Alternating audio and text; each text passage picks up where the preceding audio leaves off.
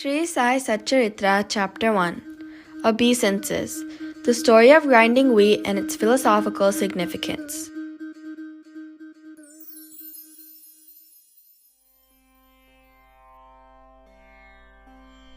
According to the ancient and revered custom, Hemart Pant begins the work Sri Sai Satcharitra with various salutations. First, he makes obeisances to God Ganesh to remove all obstacles and make the work a success, and says that Sri Sai is God Ganesh himself. Then to Goddess Saraswati to inspire him to write the work, and says that Sri Sai is one with this goddess, and that he is himself singing his own life.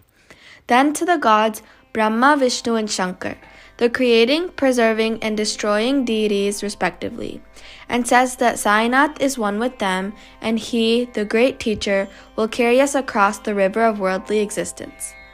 Then to his tutelary deities Narayan Adinath, who manifested himself in Konkan, the land reclaimed by Parashurama from the sea, and to the Adi Purush of the family.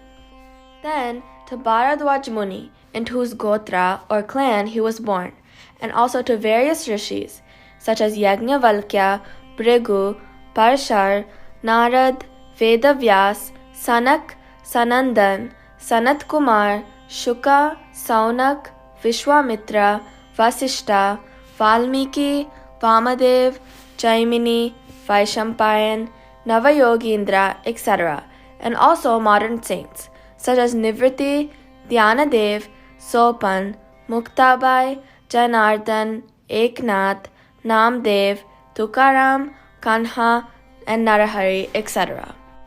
Then to his grandfather, Sadashiv, his father, Raghunath, his mother who left him in infancy, to his paternal aunt who brought him up, and to his loving elder brother. Then to the readers, and praise to them to give their whole and undivided attention to his work. And lastly, to his Guru Sri Sainath, an incarnation of Sri Dattatreya, who is his sole refuge and who will make him realize that Brahma is the reality and the world an illusion, and incidentally to all beings in whom the God dwells. After describing in brief the various modes of devotion according to Parshar, Vyasa, and Shandilya, etc., the author goes on to relate the following story.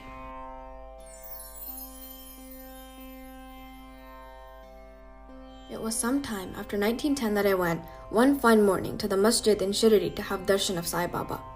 I was wonderstruck to see the following phenomenon. After washing his mouth and face, Sai Baba began to make preparations for grinding wheat. He spread a sack on the floor, and thereon set a handmill. He took some quantity of wheat in a winnowing fan, and then, drawing up the sleeves of his kafni, and taking hold of the peg of the handmill, started grinding the wheat by putting a few handfuls of wheat in the upper opening of the mill and rotating it. I thought, what business Baba had with the grinding of wheat when he possessed nothing and stored nothing, and as he lived on alms? Some people who had come there thought likewise, but none had the courage to ask Baba what he was doing. Immediately, this news of Baba grinding wheat spread into the village, and at once, men and women ran to the masjid and flocked there to see Baba's act. 4 bold women from the crowd forced their way up and, pushing Baba aside, forcibly took the peg or handle into their hands and, singing Baba's leelas, started grinding. At first, Baba was enraged, but on seeing the women's love and devotion, he was much pleased and began to smile. While they were grinding, they began to think that Baba had no house, no property, no children, none to look after, and he lived on alms, and therefore he did not require any wheat flour for making bread or roti. What will he do with this large quantity of flour? Perhaps, as Baba is very kind, he will distribute the flour amongst us. Thinking in this way, and while singing, they finished the grinding, and after putting the handmill aside, they divided the flour into 4 portions and began to remove them by taking 1 portion per head. Baba, who was calm and quiet up till now, got wild and started abusing them, saying, Ladies, have you gone mad?